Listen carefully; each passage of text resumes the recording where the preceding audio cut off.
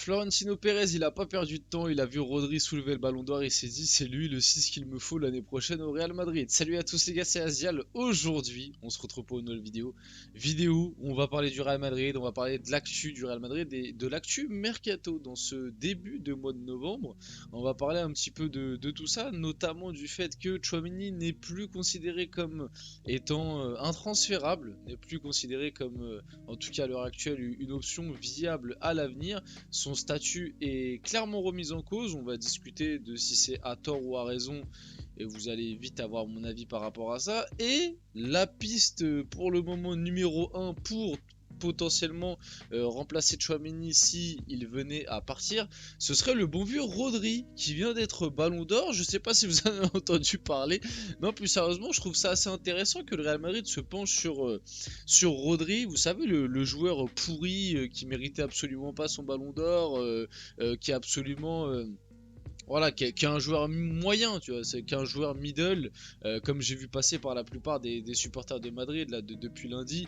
Je vois la plupart des supporters madrilènes, ils nous expliquent que c'est un milieu banal, qui est même pas plus fort que Jorginho.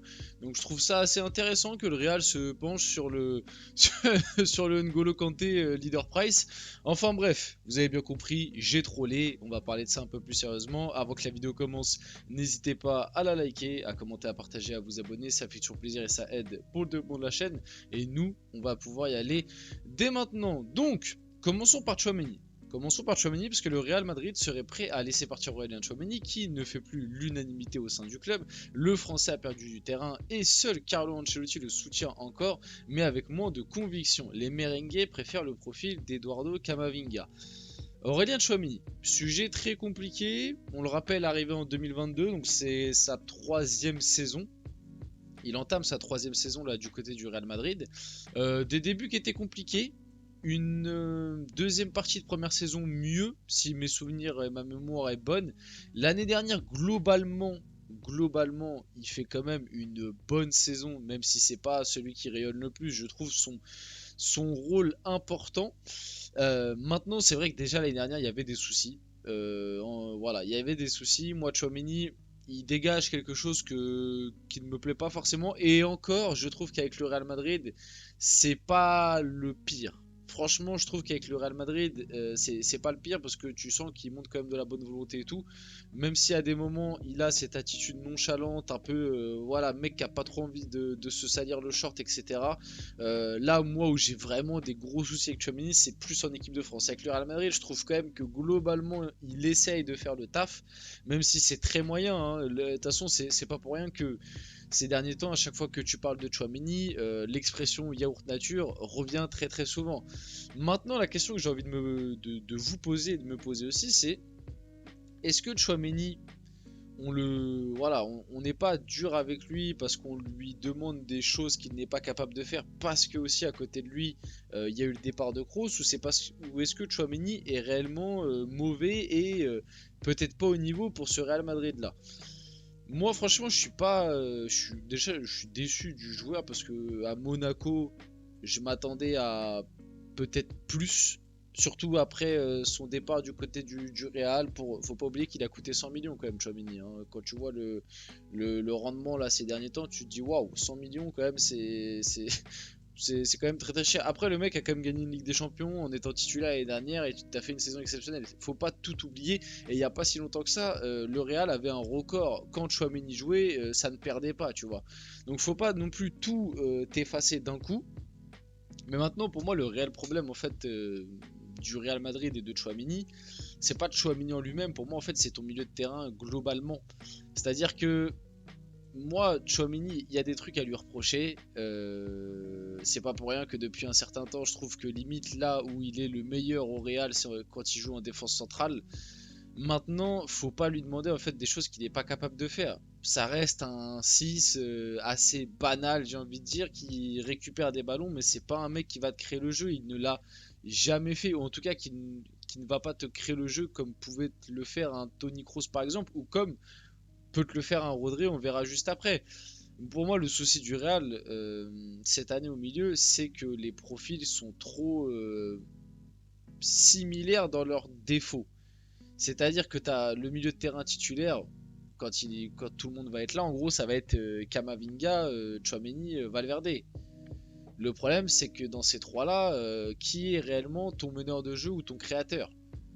T'en as pas. Tu pourrais te dire, bah c'est Bellingham qui va se charger de ce rôle-là, dans ce rôle de numéro 10, mais on l'a bien compris depuis le début de la saison, Ancelotti, il a envie de l'utiliser dans un rôle de milieu droit pour protéger le côté à Lucas Vazquez. Donc Bellingham ne peut même pas faire cette tâche-là. Et du coup, tu te retrouves avec un milieu de terrain où ouais, t'as pas assez pour moi de création, de qualité dans le dernier tiers, et c'est pas pour rien que Modric a autant de temps de jeu dans ce début de saison, alors que je pense que de base ce n'était pas le plan, c'est pas ce qui était prévu, mais c'est juste qu'Ancelotti se rend bien compte que bah, dès que t'alignes les trois autres, ils sont pas mauvais, mais il manque un truc, surtout dans le jeu offensif, et que bah finalement il te faut un peu Modric pour à des moments garder la balle, créer, tu vois, casser des lignes par la passe, ou alors créer cette dernière passe qui va te faire le décalage. Ce que sont moins capables de faire les autres, parce que c'est pas dans leur qualité tout simplement. Ils ont pas les profils adaptés à ça, ils peuvent le faire de temps en temps, mais c'est pas leur point fort, c'est pas avec ça qu'ils rayonnent. Donc les merengues préfèrent le profil de Camavinga. Oui, tu peux préférer le profil de Camavinga, mais ça veut dire quoi? Ça veut dire que tu veux enlever Tchouaméni, mettre Camavinga, Valverde, Bellingham et remettre les trois de devant. Après, on a vu que le 4-3-3 en ce début de saison, il n'a pas trop fonctionné non plus. Moi, j'ai l'impression qu'Ancelotti a l'air de vouloir rester sur le 4-4-2. Bah, si t'enlèves Tchouaméni des titulaires parce que t'as des doutes sur lui, ce que je peux comprendre, hein. Tchouaméni, pour moi, il n'est pas irréprochable non plus, parce qu'il fait des mauvaises prestations à des moments. Comme j'ai dit, des fois, il joue un peu, il n'a pas trop envie de se salir, il n'a pas trop envie de transpirer, t'as l'impression. Et maintenant, si tu l'enlèves, tu mets qui? Tu remets Modric titulaire, tu mets un milieu Camavinga, Valverde, Modric. Mais Modric, est-ce qu'il va tenir toute la saison et 90 minutes à quasiment 40 ans? Je suis pas sûr. Tu réintègres Ceballos qui a pas joué depuis 3 ans, qui est sur ton banc. Ça, Ceballos, c'est un truc de ouf. Ça reste quand même un bon joueur. Je comprends pas comment ça se fait qu'en Liga, il a pas un peu plus de temps de jeu. Le mec, il est là. Ça fait 3 ans, il est sur le banc du Real. Il joue 15 minutes par saison, quoi. C'est complètement dingue. Enfin, bref. Je pense que vous avez mon avis un peu global sur tout ça. Maintenant, bon, moi je vous dis la vérité, hein, au Real Madrid on adore le profil du nouveau Ballon d'Or Rodri, le club voit en lui la solution à leurs problèmes au milieu de terrain, affirme Relevo. Bah en vrai oui, ils ont totalement raison, parce que là si tu ramènes Rodri au milieu de terrain, tu ramènes déjà le meilleur milieu de terrain à l'heure actuelle. Bon après on va attendre, on va voir comment il va revenir des croisés, parce que c'est vrai que c'est important de rappeler qu'il est en période de croisés, mais s'il revient au même niveau, bah déjà tu prends le meilleur milieu de terrain à l'heure actuelle sur la planète foot, que tu ramènes dans ton équipe, et de deux, oui, son profil te règle les problèmes que tu as, parce que Rodri, il a en même temps la qualité de récupération de 6 d'un Tchouaméni, et en même temps il a la qualité de création qu'il te manque à l'heure actuelle au milieu de terrain si tu ne mets pas Modric. Donc bien évidemment, mais de toute façon Rodri les gars, tu le mets dans n'importe quelle équipe, il te règle tous tes soucis de ton milieu de terrain. Rodri, il a rendu Fabian Ruiz, c'était le régène de Xavi, d'Iniesta, comme vous voulez. Mais donc Rodri, il te règle tous tes problèmes, mais dans tous les milieux de terrain de n'importe quelle équipe en Europe. Donc bien évidemment que si tu as l'occasion de prendre Rodri et de lâcher Tchouaméni, bah fais-le. Maintenant, tu peux te poser des questions. C'est que Tchouaméni, il a 24 ans.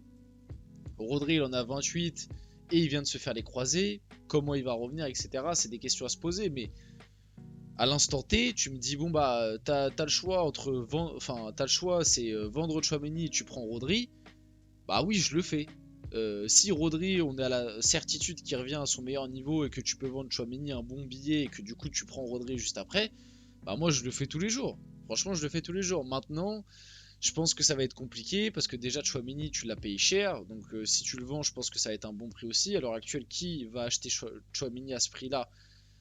Voilà, est-ce que le joueur veut partir? Est-ce que même City va lâcher Rodri? Je pense pas que Guardiola va vouloir lâcher Rodri.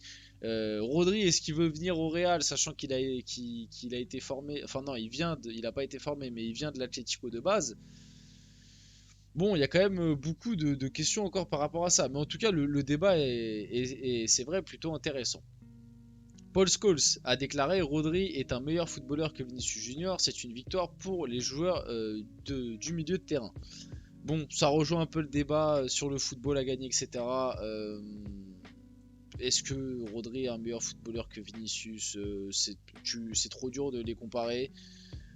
Pour moi, ils font partie en tout cas des meilleurs joueurs au monde, ça c'est clair. Maintenant, c'est très dur à comparer. Et j'aime pas ce truc de c'est une victoire pour les joueurs. Voilà, le ballon d'or, c'est tu dois récompenser le meilleur joueur et pas récompenser le poste qui n'a pas été récompensé depuis longtemps, quoi. Donc voilà par rapport à ça. Et pour finir la vidéo, le Real Madrid travaille toujours sur la piste menant à Alphonso Davies. Des contacts ont été pris cette semaine. On va finir la vidéo là-dessus. J'espère qu'elle vous a plu. Si c'est le cas, n'hésitez pas à la liker, commenter, partager, vous abonner. Les gars, c'était Azial. On se retrouve très rapidement pour une prochaine vidéo.